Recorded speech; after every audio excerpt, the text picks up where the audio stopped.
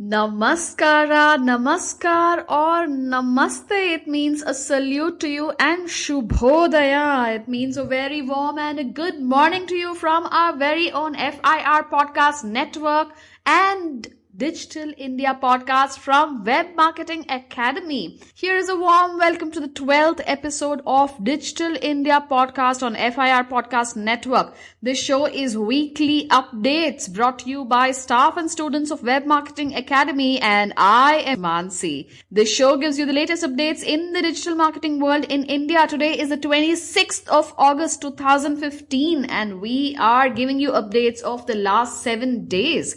Here are the major headlines. The first story we have for today is about the Indian smartphone market that is going to outgrow the United States market in 2017. The second story is about how Uber joins Airtel and gives free Wi-Fi. The third story is about how new moms get first cry gift boxes. The fourth story is about how Flipkart is going to bet big on artificial intelligence. And the fifth story is about how Google is opening a YouTube studio production in Mumbai, India. Those were the top headlines, and here are the detailed stories. Now, this story is from the Times of India and it's talking about how Indian smartphone market is going to overtake the United States by 2017, and that's a report from IDC. Smartphone shipment in India grew by 44% to 26.5 million units in the June quarter as vendors took to online retail to push sales, says research firm IDC. Also, the market is expected to continue to grow in double digits over the next few years as people switch to smartphones and gradually upgrade to 4G-enabled phones. By 2017, we expect India to overtake United States of America to be the second largest smartphone market globally, it said in a statement. About 26.5 million smartphones were shipped to India in the second quarter of 2015, and that's up 44% from the 18.4 million units from the same period last year. This strong second quarter performance saw smartphone shipments grow by 19% following a sluggish first quarter this year, IDC added. Now, Samsung maintained its leadership in the Indian smartphone market with 23% market share, followed by Micromax with 17%, Intex by 11%, Lava by 7% and Lenovo by 6%. However, the overall Indian mobile phone market shrunk by 6% in the said quarter on a year-on-year basis. Vendors shipped 59.4 million units in June quarter compared to 63.2 million units shipped in the second quarter of 2014. Although India remains a retail-dominated market, vendors like Lenovo and Xiaomi have used e-tailing channels in India to rapidly expand their presence. Also, Chinese vendors have tripled their shipments year on year in India. Lenovo, Xiaomi, Huawei and Xiaomi alone accounted for 12% of the total smartphone market in the second quarter, and that is close to a double from what it had shown a year ago. That's a very interesting story. Before we move on to the next story, which is about Uber to offer Indian passengers free Wi-Fi, we have an awesome tip coming your way. Hey everybody, I'm Bhavna and I have some really useful tips for you guys today. The first tool is Grammarly. That's Grammarly. It's an automated proofreader and personal grammar coach that will check your writing for grammar, punctuation, style, and plagiarism. Here's how Grammarly works. You paste your text into a field, press the Start Review button, wait a few seconds while it scans your text. Then go one by one through any grammar, style, and citation issues. If you have ever used the spelling and grammar checker in Microsoft Word, then you'll be familiar with this process. Thank you so much for the tip. And the second story we have for today is about Uber offering Indian passengers free Wi-Fi.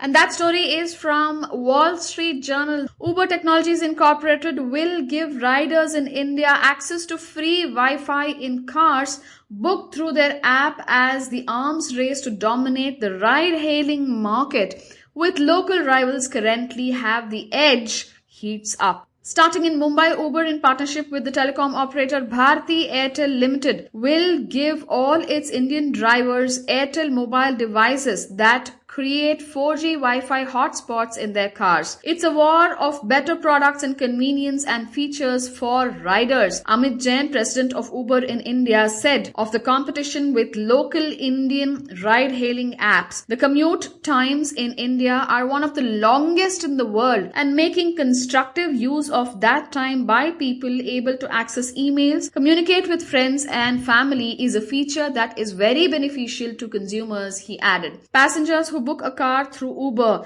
will receive a password to access the internet from the driver. The company says it is working on ways to prevent drivers offering the service to customers who book through rival apps and will track whether data usage corresponds with Uber rides. Uber and ride-hailing services like it doesn't own a fleet of cars and employs drivers on a contract basis. Drivers can switch to drive for another company by turning off the Uber app. The company in the past has incentivized drivers to work for it exclusively by increasing rates after a certain number of hours driven each day, according to the drivers. The Wi-Fi freebie, which until now was only offered temporarily in cars booked through its app in Italy and Johannesburg, is a part of its new partnership with Airtel that will also introduce the telecom operator's mobile wallet, Airtel Money, into the Uber app in India.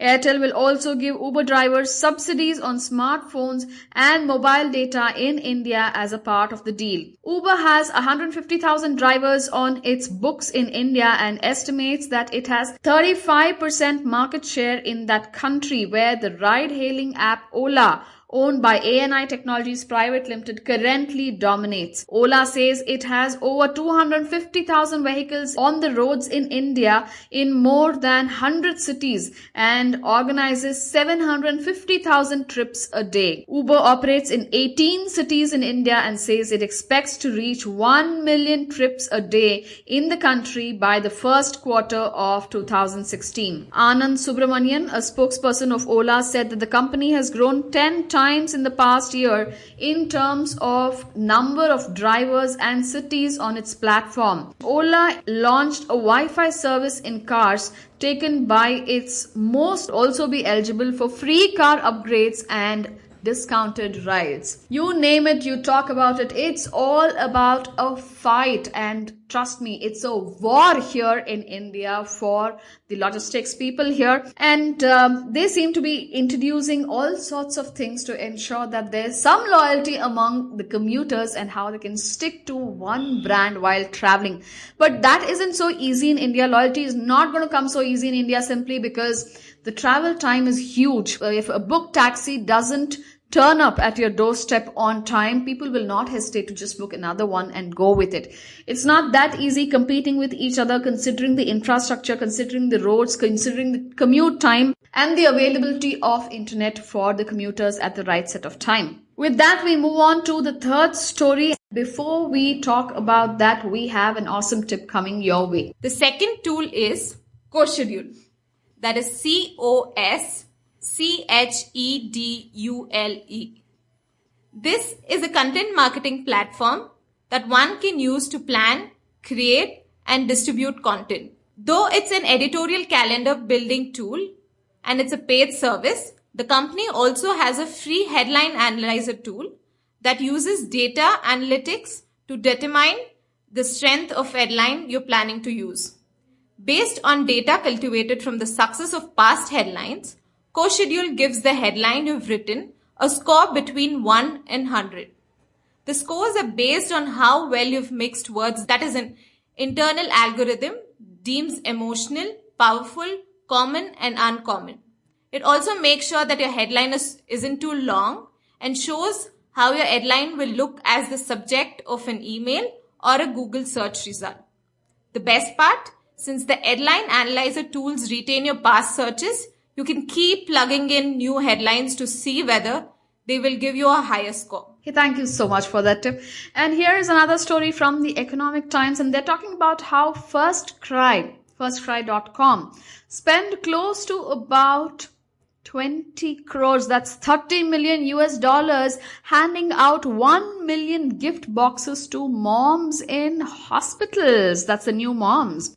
And this story was filed from Pune, so a small little city in India from Maharashtra, that's the state. First Cry, an online retailer of baby care products, has presented 1 million gift boxes to new mothers in hospitals across the country as a part of its new micro-marketing strategy. The Pune-based company plans to continue the campaign perpetually and target to reach 125,000 new mothers per month. The free of cost gift box presented to new mothers contained essentials required in the first few days of pregnancy, and we called the box as Celebrating the First Cry, said Supam Maheshwari. She's the CEO of First Cry.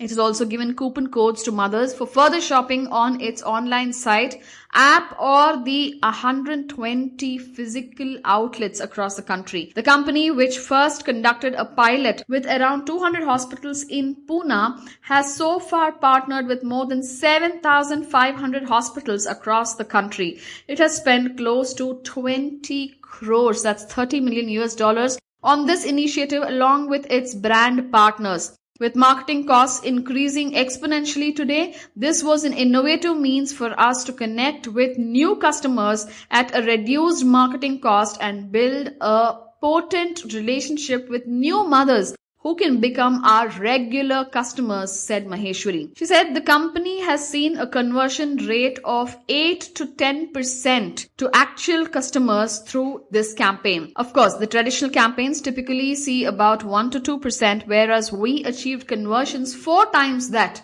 That's what Maheshwari had to say. First Cry, owned by Brainbee Solutions, had raised 36 million US dollars from new enterprise associates Valiant Capital and the existing investors in its 4th round of funding earlier in 2015. It had planned to increase its physical store count to 200 by March 2016. The Indian baby care, now when I say baby care, it's for the age group of 0 to 9 months. The market is estimated at around 10 billion US dollars, or roughly about 62,000 crores. Every year, about 25 million babies are born in the country of India. The market is fragmented today with as many as 4,000 specialized baby shops across the country. There's a huge opportunity for organized retail chains, Maheshwari said in the online space. First Cry competes with players like Baby OA. That was another detailed story.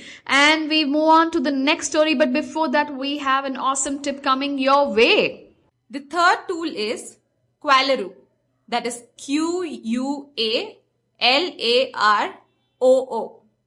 While other testing tools tell you what headlines your audience respond to most, Qualaroo takes the next step in providing some insight on why. This works by asking survey questions of users, like why they read one blog post instead of another, allowing content marketers and publishers to get to the bottom of what's driving readers' behavior. And that's critical. Unlike other services that simply rate the copy you've already written, Qualaroo's feedback can help you craft more appealing headlines in the first place. These are some of the tools I have for today. If you have any queries regarding these tools, please get in touch with me on my Twitter handle. That is BGlamourholic. That's BGLAMOURHOLIC. Thank you guys. Hey, thank you so much for the tip. And here is a very interesting story in the e-commerce business that's happening. And we're talking about Flipkart, and the story is from businessinsider.in, and they're talking about how mastering artificial intelligence is the next big focus of Flipkart. Flipkart shopping experience is going to get better with Flipkart's new focus area. Flipkart is working to gain mastery over artificial intelligence. Co-founder and CEO Sachin Bansal told Economic Times, describing the technology as a key differentiator in the fiercely competitive business of online retail. Bansal's comments are of a piece with Flipkart's efforts to expand capability in the technology area such as data analytics and mobility. The big disruption that is happening across the world is the rise of artificial intelligence, the 34-year-old said at an event organized by the Indus entrepreneurs in Bangalore. At Flipkart, that is a huge focus for us. Earlier this year, Flipkart hired former Google executive Punit Soni as its chief product officer and appointed Piyush Ranjan, also a Google veteran, as its head of engineering. Bansal's comments throw light on the work that technology teams have been tasked up and point to the potential advancement at online retailers. The number of shopping experiences will become more and more human rather than talking to a machine that's pretty dumb, said Bansal, who studied at IIT Delhi, one of the most prestigious institutions in India, and worked at Amazon before launching Flipkart with his batchmate Binny Bansal in 2007. This is still work in progress, but it will become one of the big reasons for customers to choose one way or another, he said. That's another short, nice, lovely story, but a big step for the e-commerce portals in India. And that was Sachin Bansal from Flipkart talking about how they're going to use artificial intelligence, how they're going to incorporate this intelligence into the buying behavior of members coming to Flipkart. To the next story, which is from TechCrunch, and how Google is opening a YouTube production studio in Mumbai. And here is the story from TechCrunch.com, and it's talking about how Google is opening a YouTube production studio in Mumbai. That's Amchi, Mumbai in India. That's the capital of Maharashtra. Maharashtra is a state which is in the center of India. Now that's good news for aspiring YouTube stars in India after Google announced its first YouTube space for the country. Located in Mumbai, the production facility, the second of its kind in Asia, will be hosted by the reputed Whistling Woods International Film School. The first YouTube Spaces project started in 2012, and it is designed to give filmmakers, that's YouTube filmmakers, obviously, naturally, a place where they can access high quality equipment, gain mentorship, and ultimately produce quality content. Like many Google projects, there is also a community angle to it. Spaces are used to host training programs, workshops, and other events to encourage creativity among the local and national community. India is seeing an emergence of new generation of YouTube creators who are capturing the color, music, humor, and drama of India more creatively than ever before. In fact, Indian creators are now amongst the top contributors in Asia when it comes to driving time spent on YouTube watching videos. David McDonald, head of YouTube Spaces in Asia Pacific, said in a blog post. Google said the Mumbai space, which is its 7th worldwide, will be to open YouTube creators soon. In the meantime, it released a sneak peek on YouTube, of course. Surging smartphone shipments, which promise to bring millions of new internet users online, have made India one of the most interesting markets for technology companies right now. India was one of the first markets to get offline playback on YouTube, and today's announcement is a reminder that the country is an important creator, not just consumer of video content. And those were the detailed stories for this week, and now we move on to a very interesting discussion about brand presence on social media and how it's time not to rebuild but to burn it down, start from a scratch and build a social media strategy that works. Now, this discussion is inspired by a blog post on social media today written by Augie Ray. It says, the fact is that much of the social media dogma we take as gospel has been wrong from the start.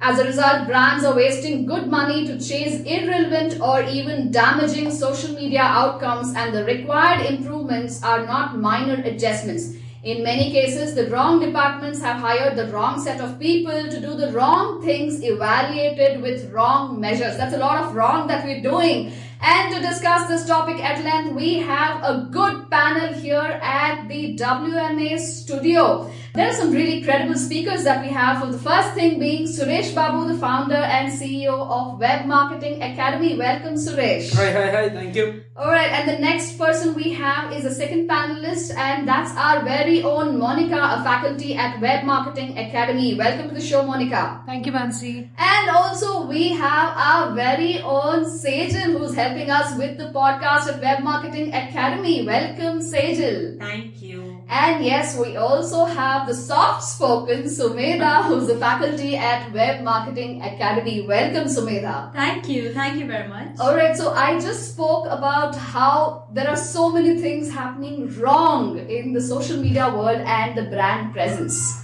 So what is your opinion about it? Yes, Suresh. It's an amazing article written by Agire. The moment I saw that, I said, this is what we want to do. We want to discuss about this. And it's a lengthy post. Pretty interesting to see all those things. Of course, it talks about, start from scratch, burn it down. We agree and we want to discuss about some of the things, how we are doing it here, what we can learn from this article. And it's a very, very interesting article, which we will talk. And what about your take? Okay, so what I feel is his article is very well written. It's very well researched. But then I have so many questions. So, just before we started this entire discussion, I quickly went and I started following Agire, and now I'm hoping that he at least values me because I followed it. But then that's not what his article says, right? So now I'm hoping that if I write to him and, I sort of give my opinion or give my viewpoints, I hope he considers that as meaningful engagement and response. So that only time will tell. The whole discussion itself will be kind of, engagement, taking this article and talking about it. We'll see. I mean, we are going to share this one and we are going to tag Augie and discuss about it too. Let us see what he had to respond. Monica, your take? Yeah, I agree with the basic premise that, you have to burn down something sometimes to get it on the right track. We have a natural resistance to, if you have put in effort, time in something, you kind of stick with it even when it shows that it's not giving you the desired results. Sometimes it really is the best approach to kind of just burn it off and start from scratch, because it's difficult to improve on something versus, just starting new and going from the ground up. Sumedha, what about you? Yeah, I totally agree, Monica. And especially the new devices and the new applications are coming up. For example, it's written Instagram is latest social network hype for delivering higher engagement. So why not to leave the old social media platforms and come up with the new, which are more emerging and a lot of customers are coming up. I think he's not talking about moving the social media channels, but he's talking more about the mindset and the way we actually use social media. There are some interesting, powerful words that he uses, like mistaken belief, poor assumption, misinformation. I mean, these are powerful words, and he's backing up with data and myths, and that is interesting, right? And he talks about how organic social media has stopped working, which we've been talking about it, and he talks about Forrester's Groundswell. Has anybody read that book? In 2008, Forrester's Groundswell is a very good book. Yes, they were talking about how Obama's campaign during 2007 used social media, and now Forrester is saying that organic social media stopped working. That's what in this Forrester report it says today. So he talks about how they were telling in 2008, and now it has completely moved towards. I'll just read out that portion that he's talked about it. He talks about ads and separating it from the social media department. Organic social media stopped working. These words are from the latest Forrester report. It's time to separate social from the media. Forrester says that brand organic opportunities have disappeared and social media marketing has become entirely a paid game. As a result, the research firm recommends that the marketing leaders assign their social budgets not to the social team but the media team, because as Forrester notes, social ads aren't social, they are just simply ads. I completely agree, with most of the points which he has brought out. But I also think that most of these social media marketers across would also agree with him. And the point is that they definitely know that just pressing a like button or, just having, let's say, a thumbs up sign there is really not the way forward, right? And I think as people who have been in the social media marketing field for some time now, it's been our observation, exactly like what Forrester also probably has done, right? From 2007, when the platforms and their algorithms were very simple, to what it has become today. And their algorithms have changed, and they do understand that they are in a money-making business, and they also have to survive. So which is why they've had this entire shift to the ad platform and have reduced the organic reach. But having said that, he also, goes on to say in the article as to how you cannot let go of social media, right? And what is the real thing, which is why I think he's also said you should burn down everything and, just start from scratch, simply because the entire social media game has changed. And now today they talk about how there is meaningful, relevant and consistent engagement which needs to happen in terms of conversations, not in terms of likes and shares, because they are just analytical numbers, but your engagement rate, which should only comprise of the comments and the way people are perceiving you or your brand to be or your products to be. If they are talking about that and are referring you or are speaking to one another in their comments about the brand or about your product, then that is something which you should really bank on, and that is something you should carry on. That is what I have taken away from this article, and I think that is what we anyways consciously also we are shifting towards that, right? As in, I think we've attended enough social seminars and we've seen so many speakers, right, who come back and tell us that it's no more on the likes, it's no more on the shares, it's all about relevant conversations. So let's come on to the data bit, the analytics piece of it. Together we'll burn social media to the ground and rebuild it from scratch. We will do that with data. That's what the article says. Data will provide the spark and accelerant that destroys today's social media strategies, and data will also be the bricks and mortar to build a credible and accurate understanding of consumer social behavior. Monica, what is your take on this? You're this data person when it comes to your clients or teaching at WMA. You just stick to those statistics. So what is your take on this? I think if you look at the data, it's fairly evident that the strategies which a lot of businesses are going with are actually not really turning into any value for them. Yeah, if you look at it, if you just see historical data also, and this is true that people who started on a platform like Facebook 4 or 5 years back have got a lot of value out of it. But for somebody to start on Facebook today, for a business to go on Facebook today, right, it's a very different journey from what it used to be. I want to talk a little bit about this organic reach. Everybody, we are so obsessed, we are talking about organic reach. Everybody talks about organic reach, how it has declined.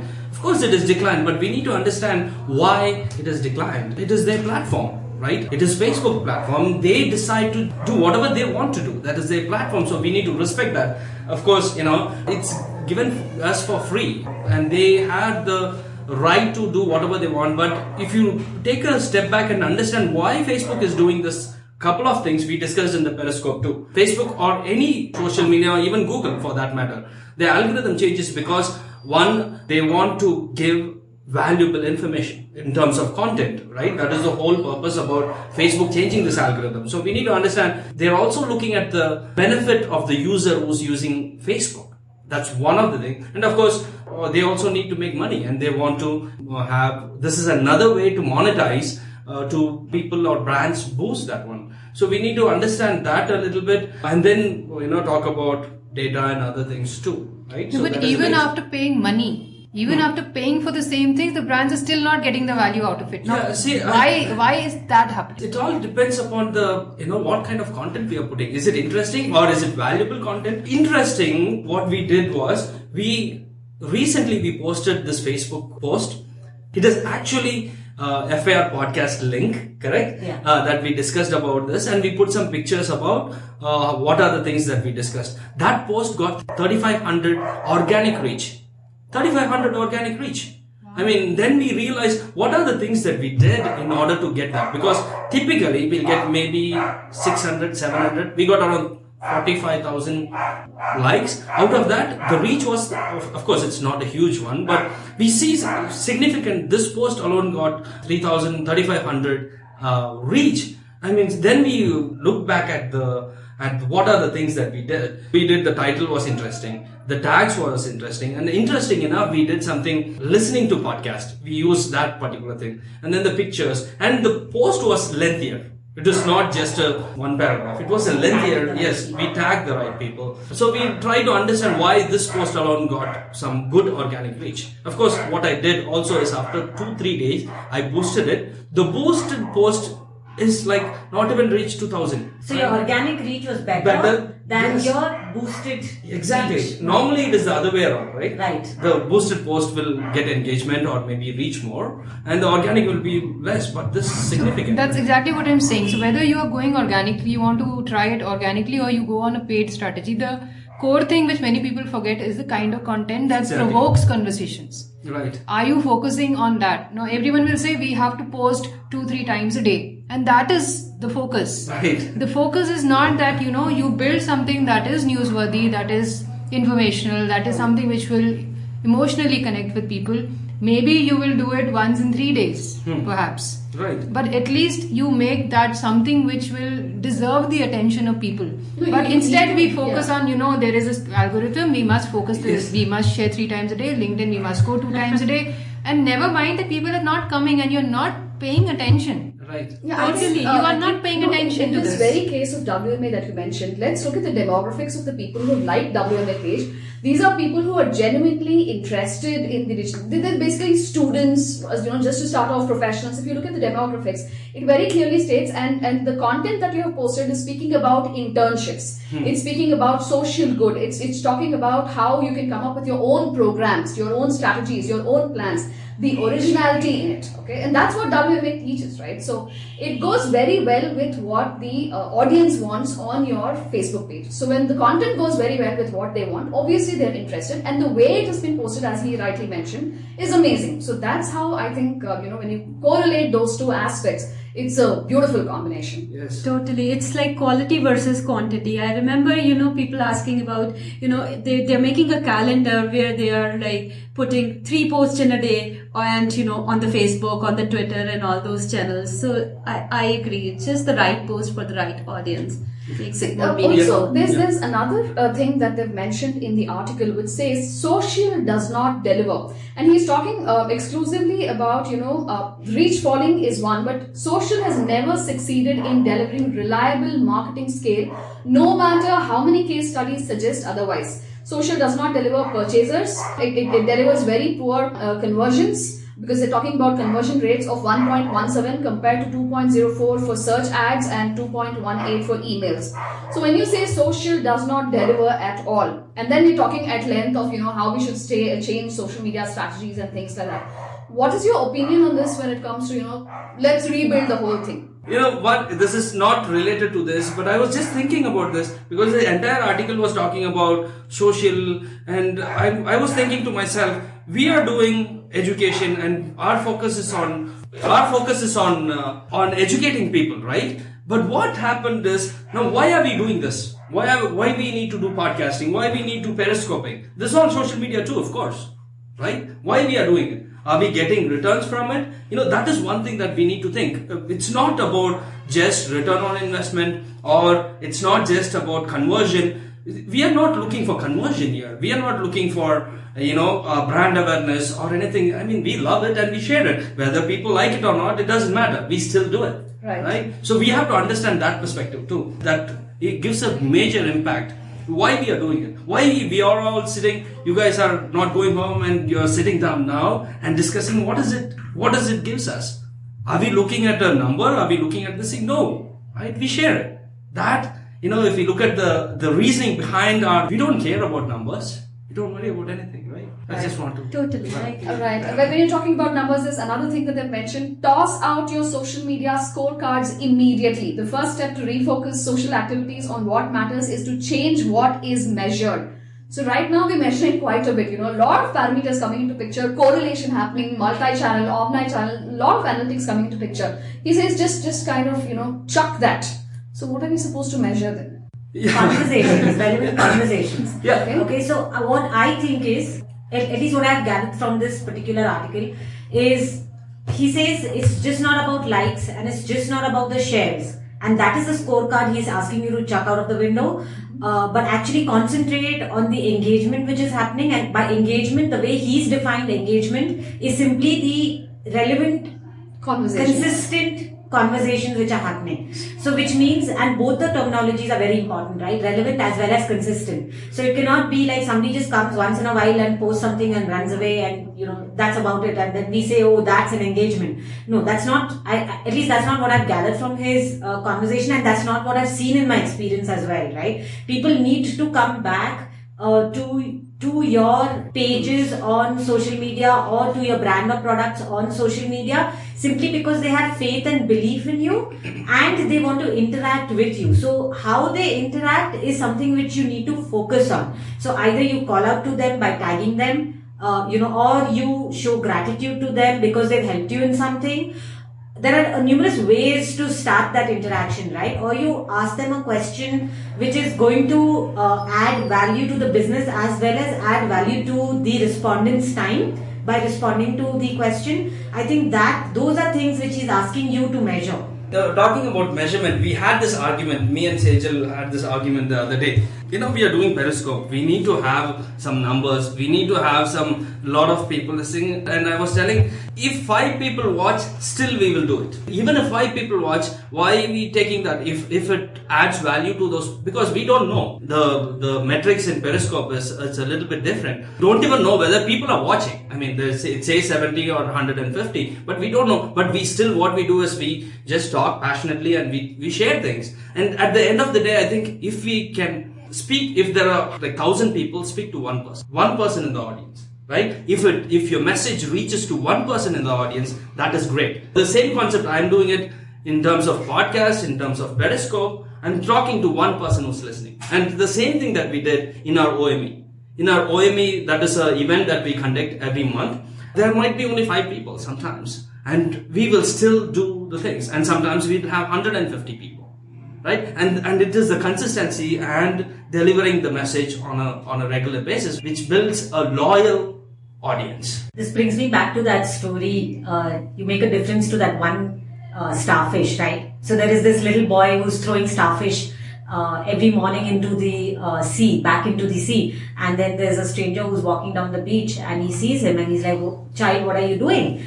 And he says, I'm throwing the starfish back the water has washed them to the shore, so I'm throwing the starfish back into the water.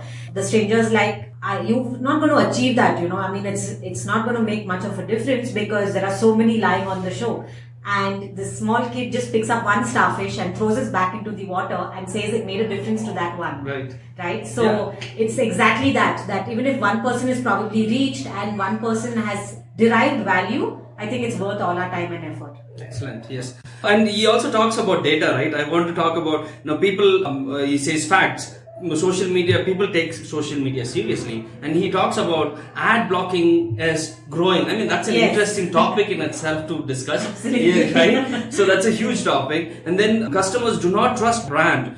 Anybody studied the report on Edelman Trust Barometer? Heard about it? Yes. Shell and Neville always talks about that. So every year there's a report that comes up with Edelman's Trust Barometer. So it takes how people trust their CEOs, or do they trust the companies or government, so there's a huge study. In that he talks about customers do not trust brands, they trust peer-to-peer, and he talks about consumers expect brands to engage on the consumer's terms. That's an important thing, on their own terms, which Gary Vaynerchuk always talks about it. It's a matter of time, and we don't even pick up calls. We want to engage in our own time, which is a huge thing. And then they expect fast response, collaborate, which we talked about. And this is an interesting thing. They want brands to stand for something. It is interesting, right? So that particular thing that's an interesting understanding that people still realize, no matter, what they do, if a brand stands up for something, a show cause the or humane aspect of the brand. Otherwise, the brand is just like an object. Correct. And when they stand for something, it shows the human side of them, that they are willing to compromise on the brand. There would be many people who would blame them for it. Correct. But they are willing to take that risk because they have the, gumption to stand Correct. for something. So many of these things, like there was the ad on the lesbian thing, that was one. Then on women power and cancer and all of these issues, because there are brands which were standing behind these people and speaking for them. And Dove's beauty campaign, all of these. Well, let's look at Maggie. Maggie has been so many people have beaten it up, literally beaten it up. But then when the reports are out and then, Maggie wants to come back and the report says that, it has been cleared. There are so many people who said that, Maggie should actually sue people who told them to be out of the market. Why? Because it stands for something. Probably if the same thing would have happened to other set of noodles in the market, people wouldn't have cared. It wouldn't be so much of a noise that's happening on social media, right? Because Maggie does stand for something. Each brand that has taken that wrath of social media probably stood for something, be very close to the consumer's heart, and now it's, all gone and people feel it. So talking about Maggie, Maggie is going to be in the Harvard case studies. What were the other case studies done by Harvard? It was Dabbawalas. Mumbai Dabbawalas. For those who do not know about Mumbai Dabbawalas, Dabbawala is Dabbawallas. Yes. So Dabbawalas, it's a case study Harvard has done, and now they are doing it for Maggie case study. And any other Indian specific case studies they've done? We should look up and we put them in the show notes if we find any. But this is a very good point which Mansi brought up. The very fact that you spoke about Maggie, that was a very positive thing what Maggie probably wanted to do or should have done. But the article also, the author also says that consumers want fast, responsive customer care in social media, which very unfortunately, in my opinion, Maggie failed miserably in that area, right? And I'm hoping that somebody from Harvard who's working on the case study is listening to this and is checking their handle. But no, that is seriously, Nestle is never going to hire me, are they? But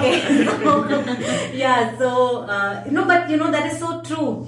They could have done so much, it was a sad opportunity. I think it was an opportunity lost for them because yes, they were in crisis and they really had a situation to handle on hand. I think we spoke of this on yesterday also on a Periscope. But then the point is that they could have utilized this opportunity to connect with their consumers, right? Because how am I to know if there is lead or not? So my only source is to go online in today's day and age, where I can interact with the brand, to go online and ask them. And I get like a copy pasted response from the social handle is not something I'm really looking forward to, right? So I think that's exactly what even Okire talks about.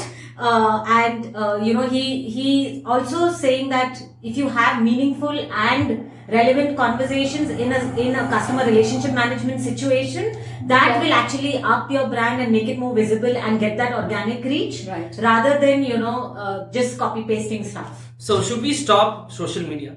No ways. That's what even he says, right? He says that you cannot, and in today's day and age you cannot, because even the consumers are expecting brands to be on social media. It could be for reviews, it could be for experience checking, even if it is, let's just take a very quick example of an NGO, right? If somebody is going there to volunteer, they would definitely want to find out what sort of an experience is it going to be? How are the facilities which are going to be provided? Am I going to be treated with respect? How are the people over there? What sort of work am I going to be doing? And yes, the website will have things which are there, which will probably help them understand what they're going to do. But from a consumer's point of view, they will never be able to talk of an experience, right? They will never be able to say that this is what I felt over there, or this is what I thought should have been better over there, right? Until and unless and anything we buy today, right? If you're buying a retail product also, if you're buying an expensive product, the first thing you want to do is probably go and check the reviews. If you're picking up a car, at least in India, we do not pick up cars every other day, right? So it's a huge consumer buying decision which involves the family also. There is the decision maker who does his research, and also how does that happen? So definitely consumers want brands to be on social media. It's just the way we look at doing social media that needs to change? I think Jokes apart, Right. one brilliant thing that I have seen in the last 2 years is how Urban Ladder changed the whole furniture scenario. Exactly. I mean, the way they use social media was beautiful. They almost made it like a user experience. When people walk into the store, what other questions would they ask about this particular product? They just listed it down. They put the whole thing on social media. So it was almost like, walking into the store and, getting answers for all the questions that you would ask about the product. Right. So that was a brilliant way, and they changed the whole furniture industry when they came in. That was really beautiful. And another interesting fact that they have mentioned in this article is brands win when they get people talking to each other, not about the brand's content, but about the actual customer experience. That's exactly what we spoke about. Right. So this is huge, I mean, moving from, measuring what we're measuring to what exactly needs to be measured, the word of mouth part of it. Yes, Suresh. So, he rightly summarizes, it is all about word of mouth, customer loyalty, authentic voice, authentic word of mouth, not just word of mouth, customer care, one-on-one, peer-to-peer, responsive, collaborative, authentic, meaningful. So it's all, my takeaway would be is, he also talks about little bit about customer support, right? And people who are dealing with customers, that is one of the biggest challenge, especially in India we are talking about, right? Anywhere you go, the customer support or anything is, it is horrible. That needs to change. Nobody is talking about, let us train the customer support in social media, in digital. Because I think that is one of the things that, I'm personally going to do. I'm going to train Anusha and maybe others who are dealing with the customers. So that is important because most of the time we ignore that. And let us take the marketing department is responsible for this. The content department is responsible for this. But the person who's talking to a customer is much more, and interacting. And that relationship is much more valuable.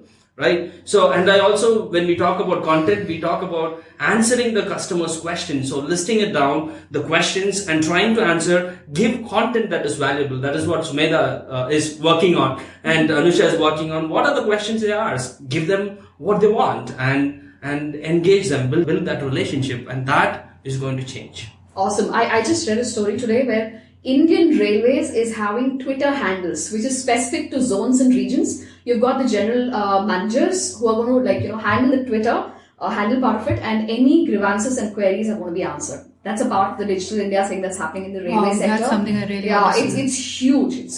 Look at Indian Railways is huge. Yes, but I think they will, considering if you see, I think Suresh, you're very well aware of the fact that how traffic police has now the Bangalore city traffic. Bangalore city, yeah. Yes, See, Bangalore but city also, traffic police, now it changed, right? Now the previous commissioner was doing actively in social media. Now the new commissioner has come. Okay, we are giving importance only for social media person. The real normal people we are not giving importance. So let us change the way around, right? Yes, that's so one story there is in the always podcast. in India. Yeah, it is. Of course, it will go through a lot of changes for sure. But I think that the thinking is set right. That in a developing country like India, at least we are moving in the right direction. Thankfully. Yeah, exactly. But at least those steps are, of course, everybody has baby steps and of course they're going to fall, right? And they have to stand up and start walking again. See, I think it is the hiring. I think it's the hiring. You have to hire people who are taking the right thing. Right. Young people, millennials and people who understand Yes. what social means.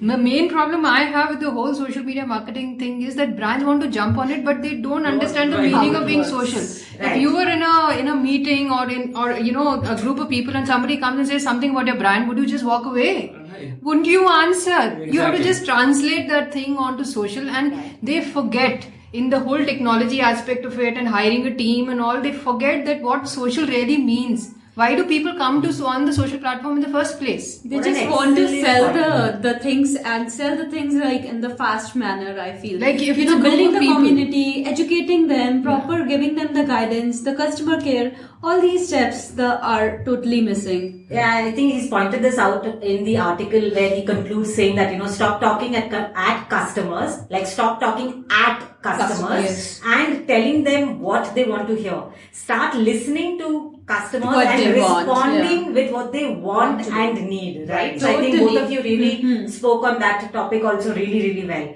One thing I want to ask, which just hit my mind right now. We all, as social media marketers, we do know, okay, likes, shares, they're just numbers, right? But somewhere deep down we also understand that conversations have to happen.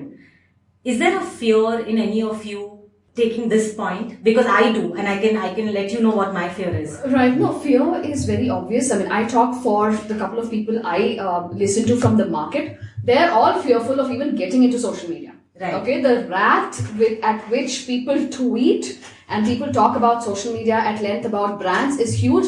And sometimes if you don't do it right, the damage is probably irreparable. Right. They are very scared about it. So what fear you're talking about? I can tell you what fear I have.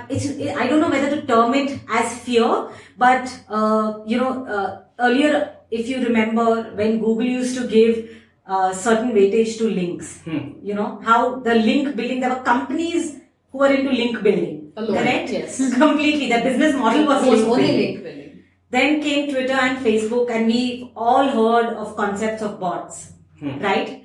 So now my thing is that to start a meaningful conversation on your page, I don't want to pay 50 people and say, just open your account and just, instead of just liking or sharing, could you go and, just talk to my brand, just read the post and just comment on it? Because I see that as a very realistic thing which could happen, right? I do not know if there's a solution to that. I do not know if agencies and brands are already doing that. If they are, please stop it right now. But otherwise also, it takes a lot of effort to get genuine people and genuine conversations going on. So I don't know if I should term this as a fear or as something which I probably think will happen. It's a challenge. I think it's a challenge that all of us face. It's not just a fear. It's a challenge that all of us face. See, let's look at it. When you say conversations on the media, Indians are not the best of the people. You put up a video, there will be 120 views. It'll have 4 likes. These are not the best of the people who will actually respond. They refuse to respond. They will act as if they haven't seen it. So, but the post would have reached them. They would have seen the entire video. Okay, so these are not the best of the people where you can. If you want to build a conversation, trust me, that's the nth level of your conversations or relationships that you want to build. You have to get there. It's going to take a lot of time, lot of focused efforts, but we are hoping it will happen. Yeah. See, I think at the end, it's all the same thing.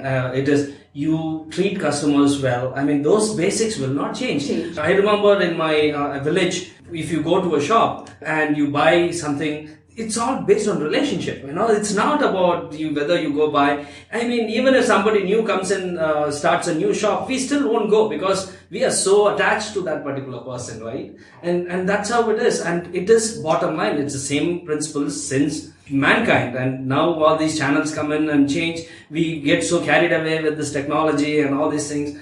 But basic fundamental human things, if we take care of that, everything else will take place. I agree. Right, that's a lot of conversation that we've had on this particular topic. So before we conclude, we can just start off with, so Monica, your concluding comments and remarks on this discussion. I think what I would say, rather than getting into the rush of always trying to be on the latest social media platform that has come out, if we focus on the social aspect and what it really means, if you could only focus on maybe one social media platform, hire the right kind of people, train them well, and make sure that they understand what social engagement is. If you see Mars Orbiter, they hired 3 guys from the team, and those people, because they understand what it means. It's about conversations. If you can do that much, it's a good start. And from there, you can expand it further. Right. Yeah. Sejal, your concluding comments? Sure. So I think this has been taught to us, I think, from a long time now in our education institutions. We would have learned it through experiences in our own life also. If you want to learn something new, you first have to unlearn, right? So that is exactly what I think the entire article, for me at least, summarizes in that manner, that now on social media we probably need to unlearn everything that we have learned and start and look at it from a very fresh angle and implement these new learnings. For me, yes, it would just be how to unlearn to learn something new. Awesome. Suresh, your I think just be yourself, do the right thing, and right thing will come in place. Sumedha, Yeah, so the one point which is missing is like the customer care. Like I really like as Suresh said that he's like educating Anusha, and then the article is talking about which is something is missing still today. And apart from all that, I feel like if we can provide after the service, after customer care, building the communities which I told, that is the the next step which we will like to. See, and finally he talks about the future is going to be like Uber, Square and Apple. It's all about the experience, value, innovation and community. This can be applied to anything, B2B or B2C. That was discussion on unlearning and learning things in social media as we evolve in social media and new things come into social media. Also, one basic thing that we have to get it right is that relationships and customer experience, whether it is offline or whether it is online, it is the same. People love to experience your product. Give them the best of the experience. There are limitations in the online world when it comes to experiencing a product, but then the rest of it that they can experience, we're hoping that, we can actually utilize social media very judiciously to give them that experience. Since this is a new show, it would be of great help if you could share your ratings and reviews. Please give us your feedback. For those of you who are listening to us and have something to say, you can leave a comment in the comment section below, and you could get in touch with us on SURESH, that's Suresh at webmarketingacademy.in. I hope you've enjoyed the weekly updates and this amazing discussion that we had. That was Digital India Podcast on FIR Podcast Network. Thank you, Bharni, for you're going to edit all this bit that we're going to talk about, all the takes and the retakes that we've been doing. Yes, Bharni has been a wonderful editor for WMA. That's all, folks. Have a great week ahead, and I look forward to your emails to us. Thank you so much. This is Mansi signing off with a bye-bye.